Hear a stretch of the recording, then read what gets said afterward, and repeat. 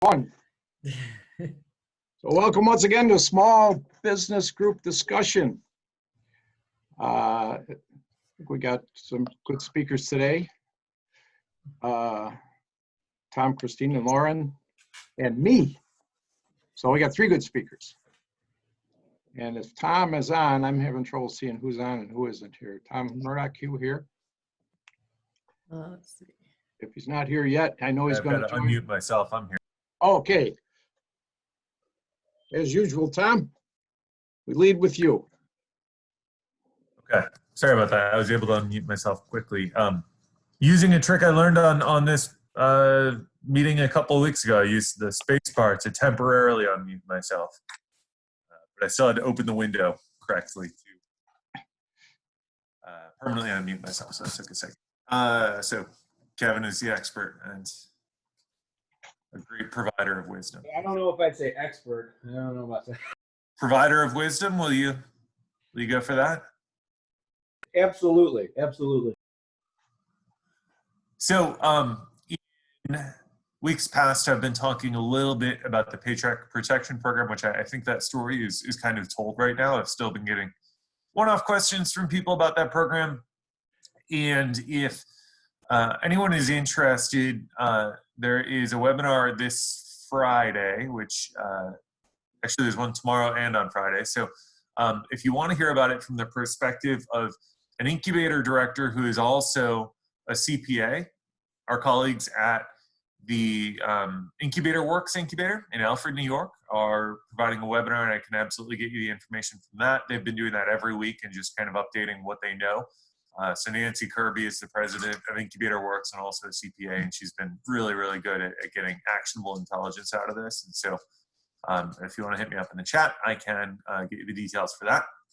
And then the other opportunity is through my colleagues at UB in the CEL, Center for Entrepreneurial Leadership. They are doing a webinar with the PPP on Friday with a partner at Bonadio. So a top accounting firm, and getting their direct expertise and insight on how they're seeing companies respond to certain questions. So I continue to get specific questions on, how do I calculate the number of employees, and how do I make sure that I'm doing everything correctly, or okay, I got the loan and now I need to make sure that I'm using it to my full advantage. So essentially I got the PPP and now what? So that will be available on Friday. Both of these are definitely free and definitely available to all of you. So again, if you want to hit me up in the chat, I'll get you the details for those. When are they, Tom? When are they? Yeah. Did you put that in the chat, Tom? Can you just put it in the detailed information? I'll do that once I stop talking, right? Thank you. So I know the one on Thursday is at 1 o'clock and the one on Friday. I'll get the details in there. Okay. The other thing that Pat was hoping that I would talk about is a program and another arm of UB called the Entrepreneurship Law Center, which essentially is a way to provide low-cost or free legal services to startup companies that show some serious potential.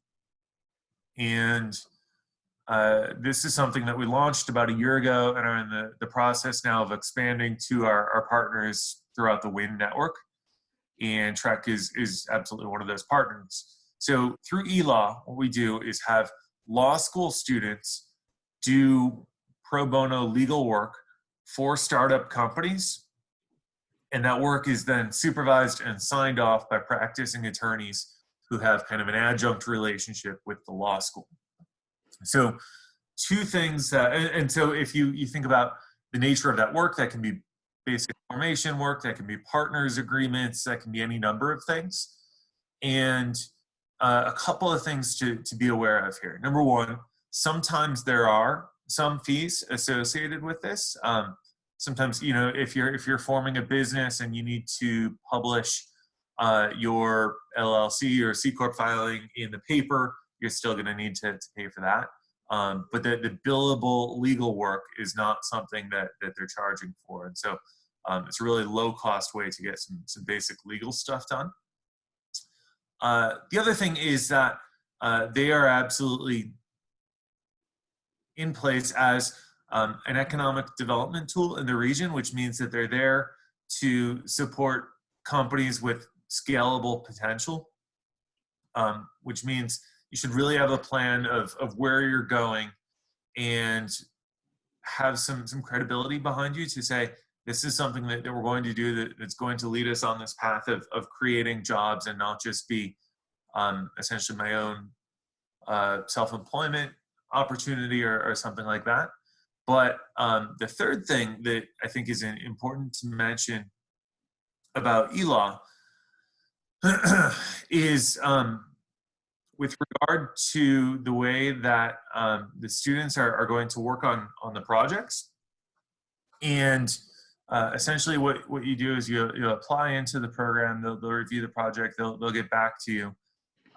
And so the information on the program, I'll send around the URL that you can apply to.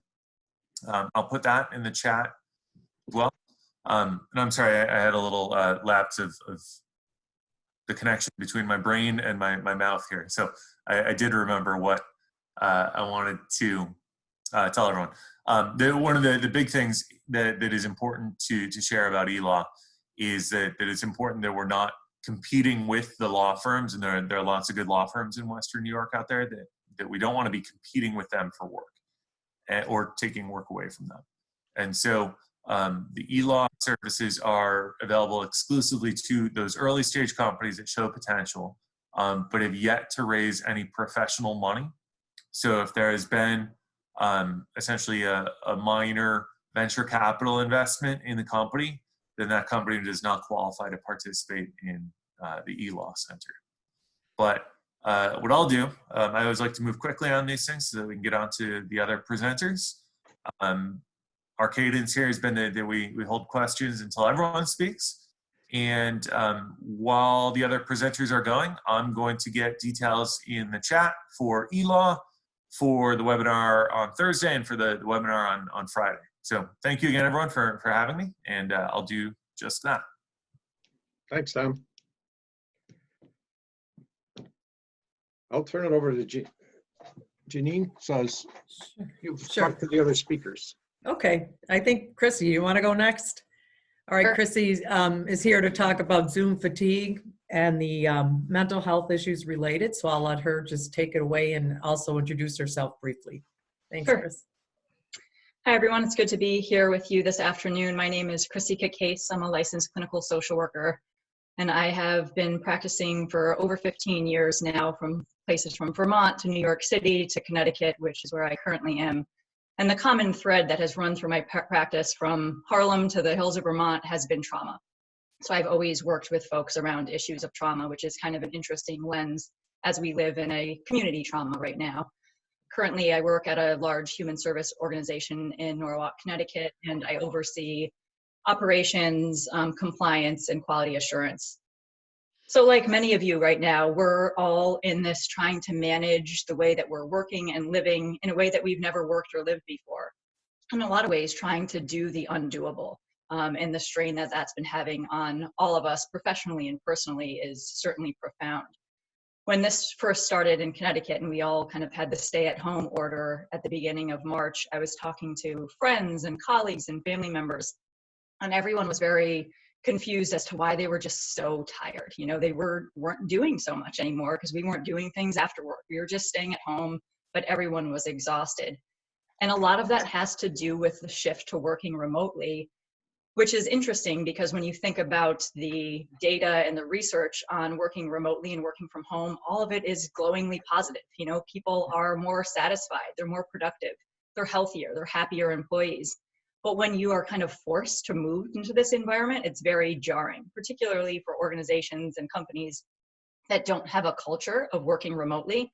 I mean, as a social service provider, I can say absolutely, we are not used to working remotely. You know, we're in the people business and we're used to being face-to-face with folks. So it was really disorienting for us. And I think when we first started, you know, we leaned into the Zoom calls pretty heavy. You know, we felt that we all really needed to be connected, and that's all we did all day. You know, I had a lot of work to do, but couldn't get any of it done because all we were doing was these video conferencing.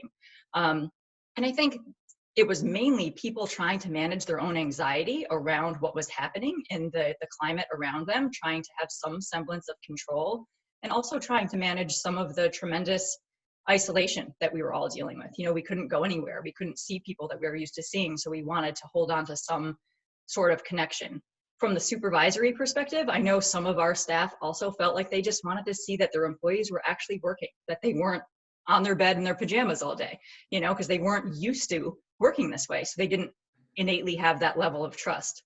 You know, now 2 months into it, I think the pendulum has swung back a little bit, at least in my organization, and hopefully with some other places. And I know personally with my team, I have always had weekly check-in meetings with them, and we do those face-to-face. And now I still do those via video because I want to see them. I want to connect with them face-to-face. I want to see how they're doing, how their families are doing. But otherwise, just matter of course things throughout the week that they need to check in with me on: email, text, phone, Microsoft Teams, whatever it might be. I don't need that video constantly, kind of giving them the permission to shut that off, because Zoom fatigue is a real phenomenon that we're dealing with now. And it's kind of interesting how we use Google as a verb. Now we're using Zoom as, you know, all video conferencing that we might be doing. But when you look at why it is so difficult for us to maintain this, and why it is so exhausting, there's a couple of different layers to it. One thing is that we all know that in-person communication and communication in general, most of it is nonverbal. In a video chat, I lose a lot of that nonverbal. You know, there's a lot of people here who have their video turned off, and that's totally fine. So I've got no nonverbal there. I don't know what people are doing if they're engaged. It's hard to interact that way. And even when you are on the screen, it's hard for me to read your level of interest just in that small box. So our brains are really taxed trying to do that. You know, when you see somebody, we're all on these Zooms constantly. So somebody who might be looking off in the other direction or makes a face, are they making that face at you, or is there a family member in the room that they're trying to talk to? Or did a kid just run in looking for a snack? You know, the use of silence kind of creates a natural cadence in an in-person conversation. But on Zoom, you start to wonder, is there a glitch? Are they not paying attention? Are they distracted by something? So without body language, our brains are really in overdrive trying to communicate with folks. And as you can see, I'm Italian, so I'm also communicating with my hands a lot. But a lot of times you can't even see that because it's off screen.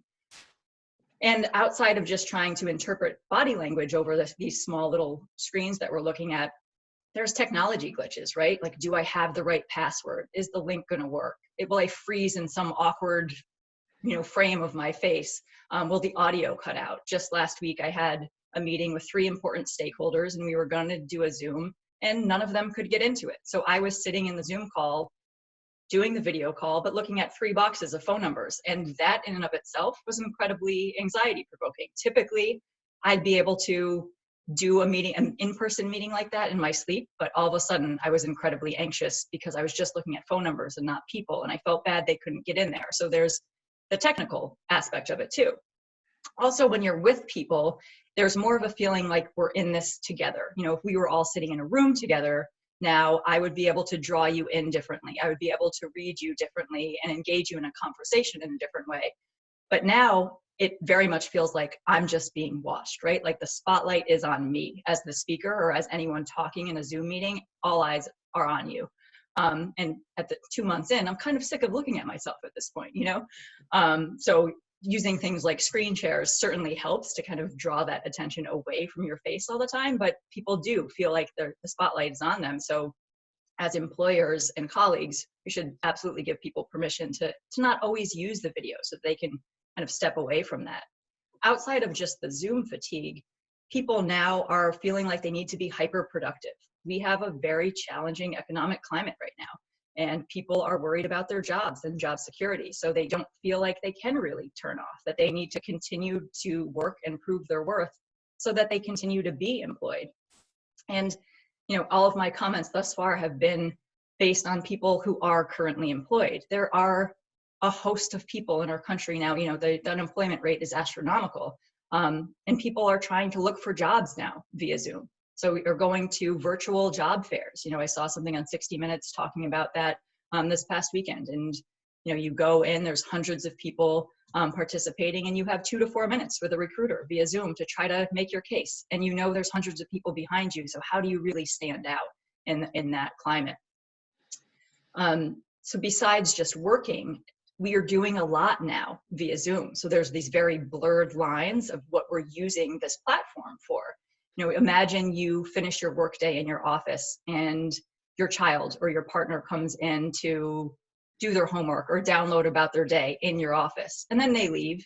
And a few minutes later, some of your friends come into your office to have a couple of drinks with you, and then they leave. But it's all happening in the context of your physical office. Right now, all of this stuff is happening via Zoom or Google Classroom, but we're all kind of tethered to these screens. And it gets, that in of itself gets very exhausting. So we can't really have those distinct spaces where we're usually able to kind of compartmentalize the different versions of ourselves, because everything's kind of done in this one singular platform. And subconsciously, while Zoom is a wonderful way to stay connected with people, it gives us this reminder of the fact that we're not with them. That might not be at the forefront of our mind, but it is there. So I can only connect via video because I can't physically be there with you right now. So that's always an underlying theme for people, and just that subconscious stressful reminder of the climate that we're living in. So I think as professionals, when we're with people in these screens too, we have to be mindful of what's happening outside of that little square in the Zoom screen. I think of a meeting I had earlier this week when my organization started to talk about what's it going to look like when we start to reopen, which I know Lauren will talk about shortly. But one of my colleagues texted me and she said things are going downhill fast. Her 5-year-old had removed all the pillows from the couch and was jumping all over the place. Her 3-year-old had pushed all the kitchen chairs together and was dancing around. But her husband was on a call. She was in this chat this video conference that she had to be in. And if you just looked at her from her square, you would have thought she was totally engaged and everything, like there was not chaos happening around her. So just that in and of itself takes a lot of mental energy to manage. When you have so many things happening around you, but you have to try to stay focused, takes a lot. And it's different than being in a physical office, or different than working from home when your kids are at school. So there's a lot that people are trying to manage right now. So I wish I had some kind of earth-shattering tip and new thing to say that would make all of the stress of this go away, but spoiler alert, I don't. But I will say that it's important for us to try as much as we can to unplug, to get away from screens when we can, whether it be a TV, your phone, Zooms with colleagues and friends, but read, play a board game, cook. I know a lot of people have become expert home bartenders now, but find something else to do outside of just looking at a screen all the time. And when your friends or family do want to Zoom, don't feel obligated to do it. Do it when it's going to fill you up, not when it's just something that you feel obligated to join, because that will continue to lead to more of that Zoom fatigue. Get outside, move your body when you can. When it's sunny out, it makes a big difference in everyone's mood. Vitamin D and just physical activity will do a lot for your mood and for anxiety in general. And try to find a way to transition from work to home when you're working from home. For me, when I first started working this way, I'm working in my dining room right now, and I had it situated so I could see my workspace from the kitchen. And about 10 days in, it was a Saturday morning, and I came downstairs, everyone was still asleep, I was having coffee, and I saw my workspace. And I started thinking about all the things that I needed to do, and I was about to go do it just because I had some time, why not? But I wasn't able to mentally disconnect anymore because I was seeing my space in my living space. So I had the luxury of moving it to the other side of the table so I don't visually see it anymore, but not everyone has the luxury of space to do that. So it might be something like changing your clothes after you're done with your workday, going for a walk, doing some kind of ritual that will signify the end of your workday so that you can actually cut off from it. Because for those of us who are not used to working this way, it's very difficult to shut it off. And, if you can, I would say volunteer. There's ways, as crazy as it sounds, to still give of your time during these stay-at-home orders. And there's certainly food pantries that are incredibly taxed right now. $20 goes a very long way at a local food pantry, and folks really have significant food insecurity needs right now. One of my aunts is a dental hygienist who lives alone and is not going to be working for quite some time because it's a very high-risk profession. So I linked her up to some of the seniors that get services for us. So she gives them weekly check-in calls, and it's been incredibly mutually beneficial. She's less lonely, and they're less isolated as well. So I would say, just kind of in closing, not to take up too much time, try to be gentle with yourself, because none of us have done this before. None of us know how to do this. So we're all doing the best that we can. And I just wanted to share something that I saw on a quote that I saw on social media a couple weeks back that some of you might have seen, but really resonated with me. When you go out and see the empty streets, the empty stadiums, the empty training platforms, don't say to yourself, it looks like the end of the world. What you're seeing is love in action. What you're seeing in that negative space is how much we do care for one another. People will lose jobs over this. Some will lose their businesses, and some will lose their lives. All the more reason to take a moment when you're out on your walk or on your way to the store or just watching the news to look into the emptiness and marvel at all of that love. Let it fill you and sustain you. It isn't the end of the world. It's the most remarkable act of global solidarity we might ever witness. Thank you, Chrissy. Very nice. Thanks. And again, we'll have, excuse me, questions and answers at the end, but I think now we can move into Lauren's presentation regarding the trials and tribulations of trying to open her business.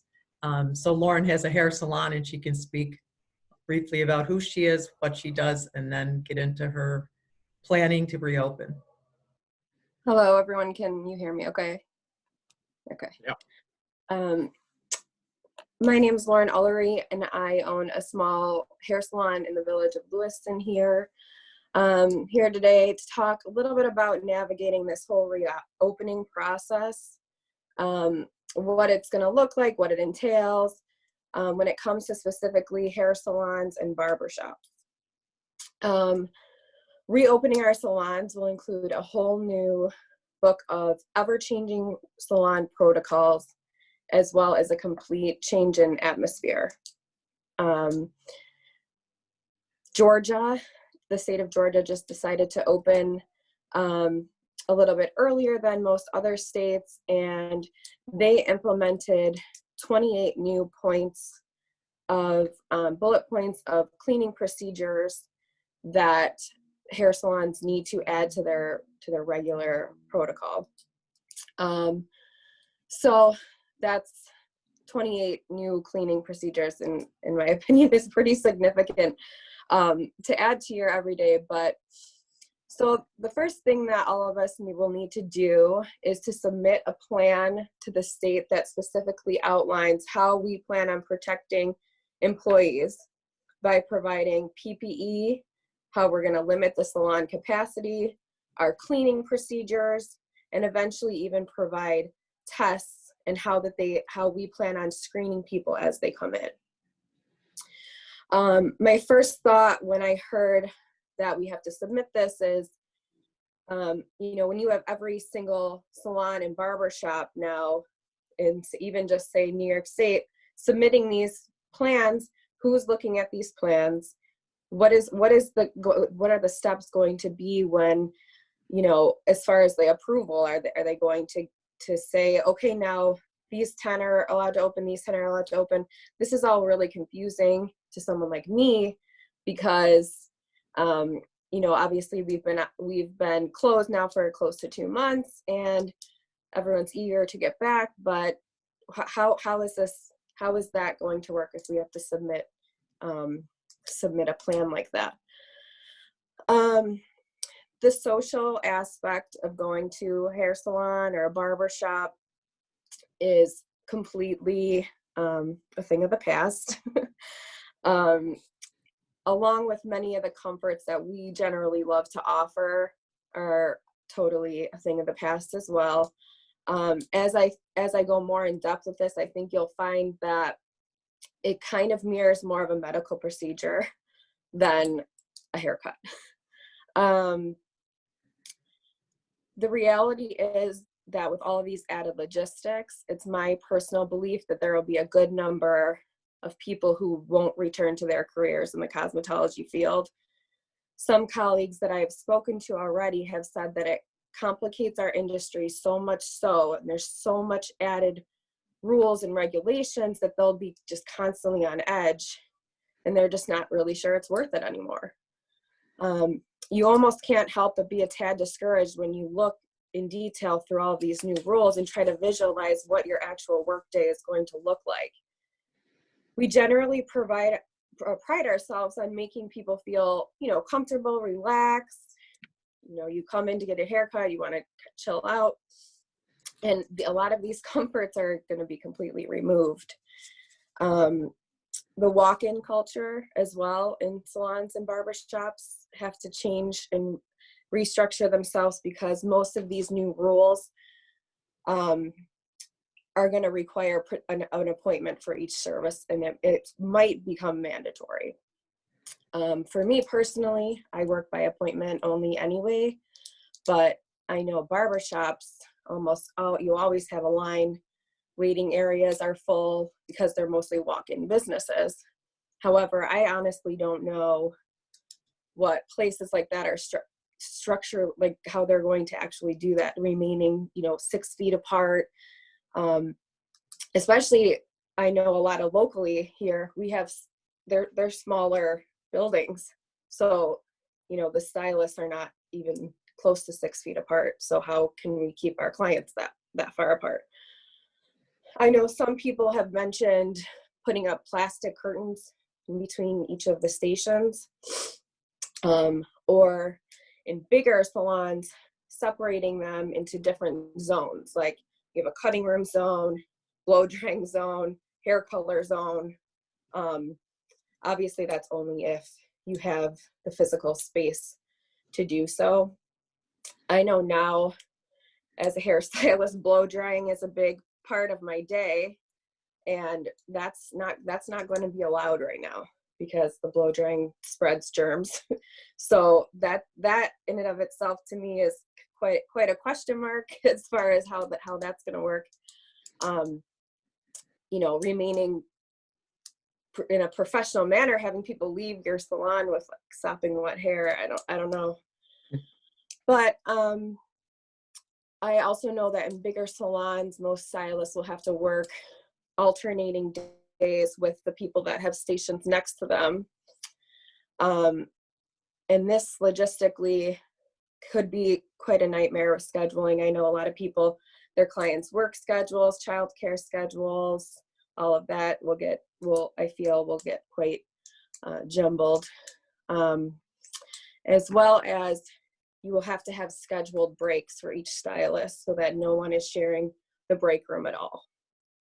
I also know that a lot of smaller salons, and even new and old salons, operate fairly old school as far as technology goes.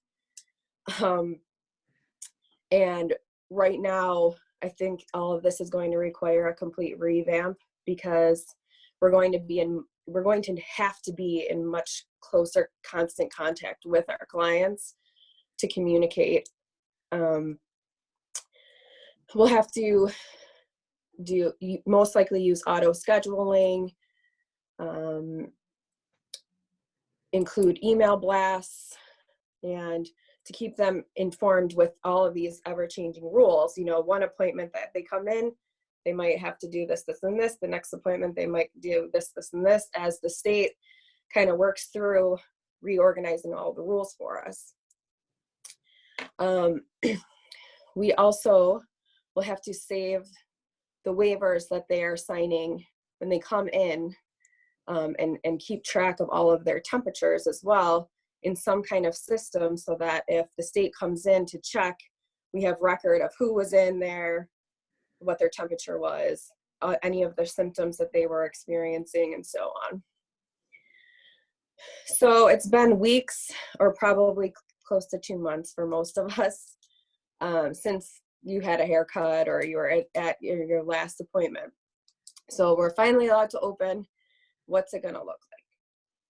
So most likely there will be a mandatory Zoom meeting like this with your stylist 24 to 48 hours before your appointment.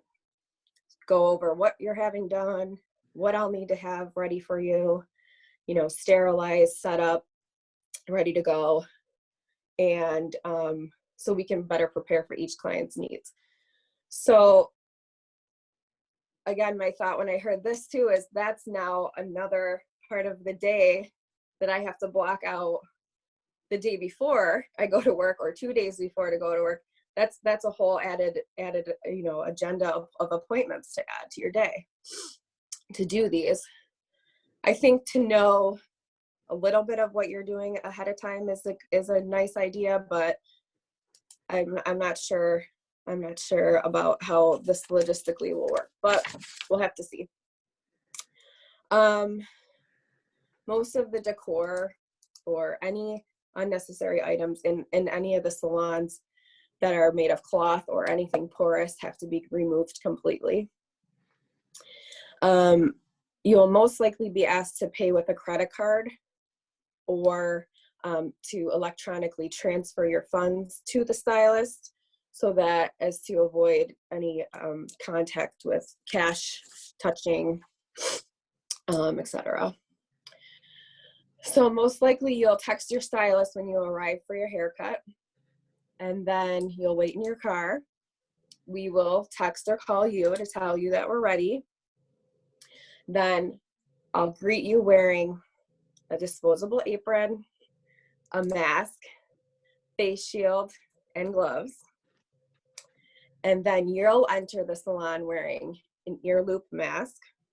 You'll immediately sanitize your hands.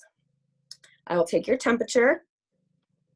And then lastly, you'll fill out a waiver that states you won't sue, that you won't sue your hairdresser. Yes, very similar to that. That you will not sue your hairdresser, and that you're aware of how the virus spreads, you're aware of all the symptoms of it, and that people may not show symptoms that you're around with.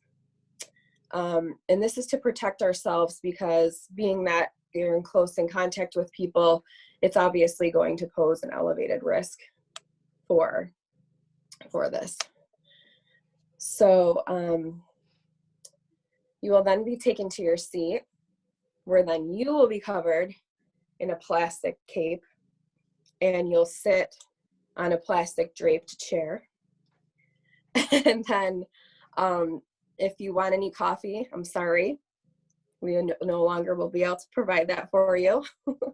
Or any of the usual hospitality items, like a lot of times I have snacks or coffee, wine, whatever, for people, that will be gone, as well as the waiting room, because we have to replace any of the waiting room chairs with plastic or washable, disinfectable chairs that are placed 6 feet apart, and we're limited to 2 or 3 max in the waiting room.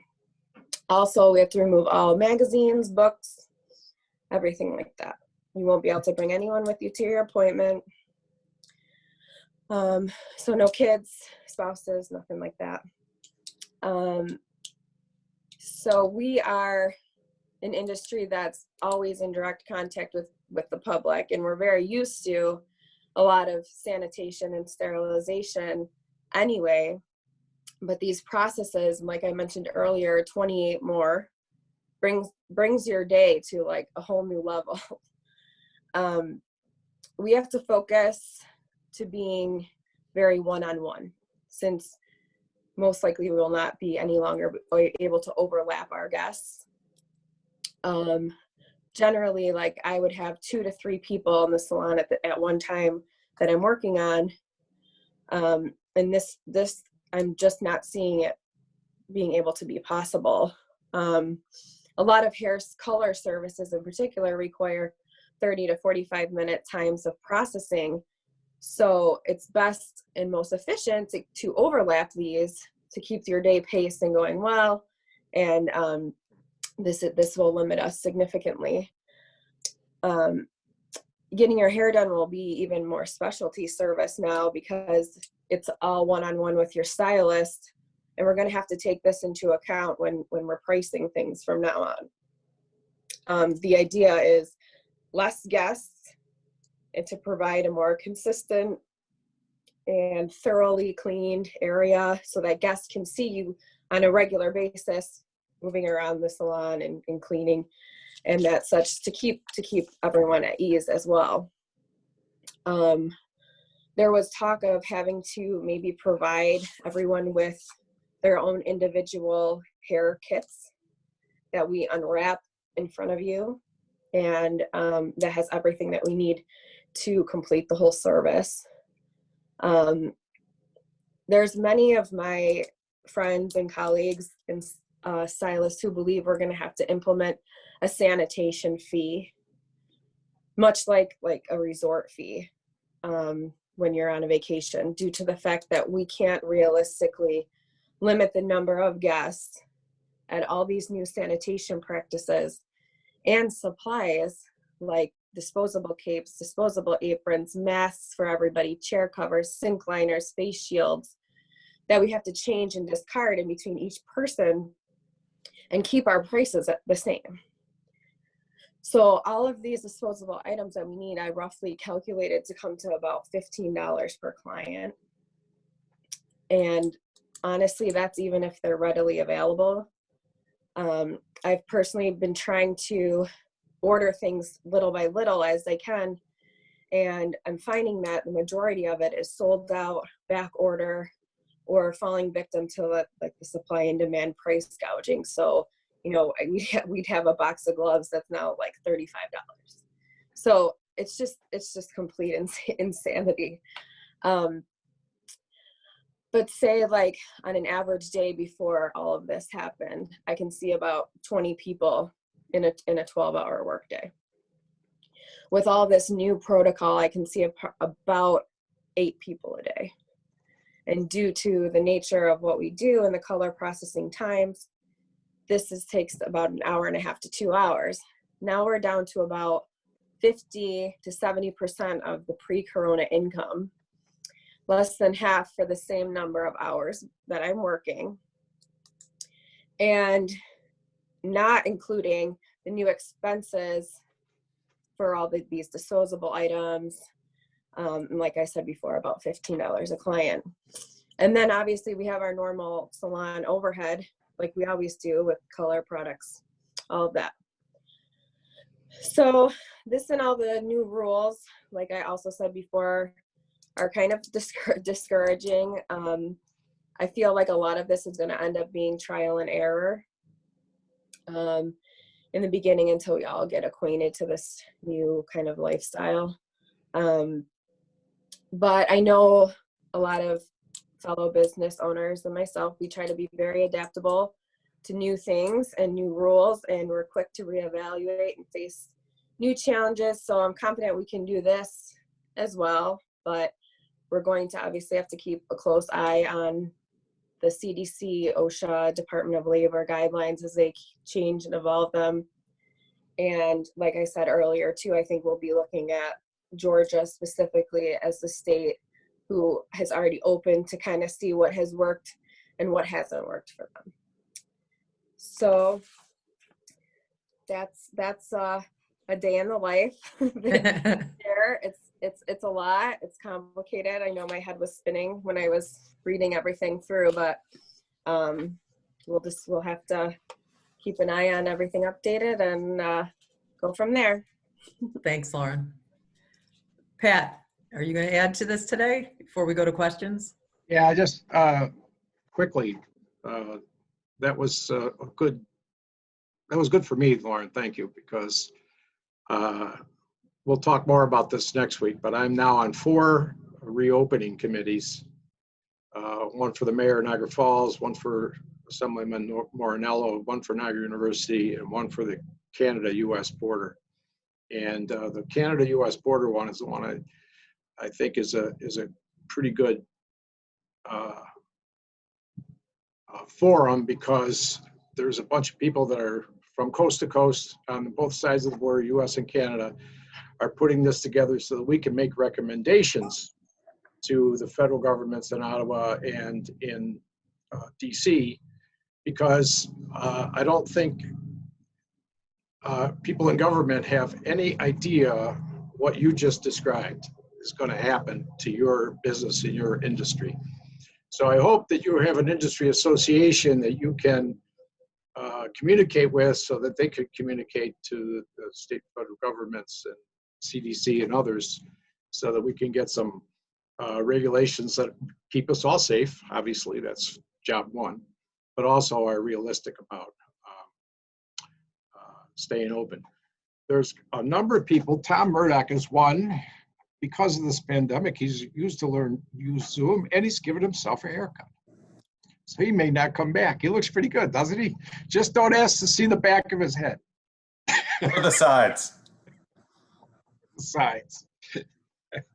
So he might not be back ever to a hair salon. Well, that's all I want to say about it. Anybody that's, I've had conversations with different people in different industries over the last few days because I'm getting ready for these 4 committees I'm on. By the way, all 4 start Friday. So it's funny to me that all of a sudden we're all worried about reopening. We should have been worried about this before, but now all of a sudden it's suddenly at the top of everybody's agenda. We all are going to start meeting on Friday about how to reopen the economy. But it's very helpful to me to have these conversations that are really in depth about every single industry. And restaurants are different than hair salons, hotels, stores, offices. Think about tourist attractions. We all think here about the Maid of the Mist and the Cave of the Winds, but it's the same for Disney or huge places. I mean, everybody's got to come to grips with A, reopening, but B, actually surviving once you do reopen. And as you alluded to, the government approval to reopen is step 1. But step 2 is getting people to come back. So in the restaurant business, there's a whole bunch of people saying, yeah, we can reopen, but I'm not sure anybody's going to go to a fine dining establishment, sit 6 feet apart from each other, and be served by somebody with a mask on and gloves. It's just not a comfortable environment. So we've got a big job ahead of us, and I hope next week I have more substance to talk about, because I'll have at least 3 of the 4 meetings behind me. I'm not going to be able to attend all 4 because they're all kind of running together on Friday. But with that, I'd like to open it to questions, and Tom can tell us about what it's like to give himself a haircut. Lauren, I just wanted to thank you for giving that talk. It's interesting because I'm working harder than I've ever worked just trying to help companies right now. And it's so easy for me because I'm busy and I can do my thing remotely. And so it's really easy for me to lose sight of what it's like for other people out there. And I was just really affected by what you said. And I also wanted to say you did the whole thing and really conveyed your point, but you not at any point did you convey that you were complaining about it or that you were a victim about it. You were just sharing what the situation was. I was so impressed by it. So thank you for doing that. It really left an impact on me. Thank you. Yeah, I mean, obviously, I will have my moments of oh my God, but this will be okay. I think it's just such uncharted territory, and like Pat mentioned earlier, like having my clients feel comfortable enough to come and be this close to me, but you know, is really important as well, without making it like, okay, I'm in full garb and I know it's not safe, but we're gonna just like do this anyway. So I think, like I said, I've definitely been keeping up with some of the people on social media in Georgia, because they're kind of posting about their day, and so I'm just making mental notes of things to do when we're allowed to open again too, because it's definitely going to be very different for sure. Yeah.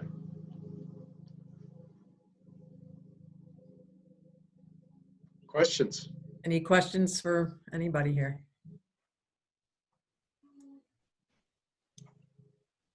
Everybody's zoomed out. Zoom fatigue here. But one of the things we want to do is next week is talk a little bit more about reopening and some of the hurdles we face, and probably know more about some of those hurdles in similar detail that we heard from Lauren today. But we'd also like, I think in 2 weeks, we're thinking about having kind of an open mic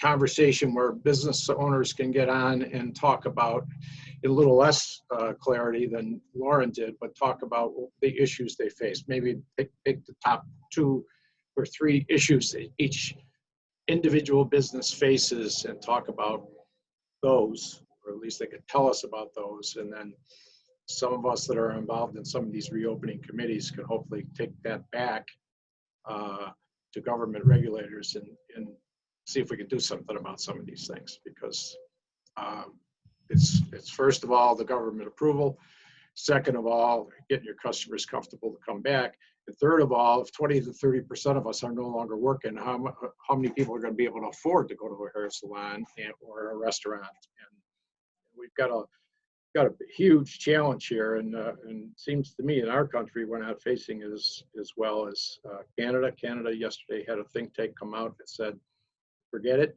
stop talking about a V-shaped recovery. This is going to be long-term years recovery, and the government needs to start planning on a long, slow climb out of the pit we're in. And I don't think we're got our heads around that yet.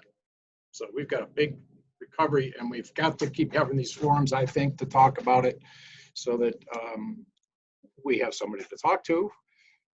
Chrissy was a big help in that regard, and then also so that we can go back to regulators and say, whoa, wait, hang on a minute. Let's talk about how we do this so we can remain profitable and therefore remain open and therefore employ people. I'll stop there. Okay. Well, if we're all set, thank you again, Lauren, Chrissy. Tom's here every week, keeping us up to date. We appreciate the participation, and just a reminder, these are recorded. So if you know anybody that might benefit from any of the content that we talked about today, please let us know. Actually, Roscoe will, if you leave your email, he'll send you the link for the recording. But again, thank you so much. And we're always open to ideas. So please let us know if there's anything you think we should be talking about in this type of forum. But thanks so much. Have a great day. And now you can take a break from Zoom for a while. Bye now. Bye.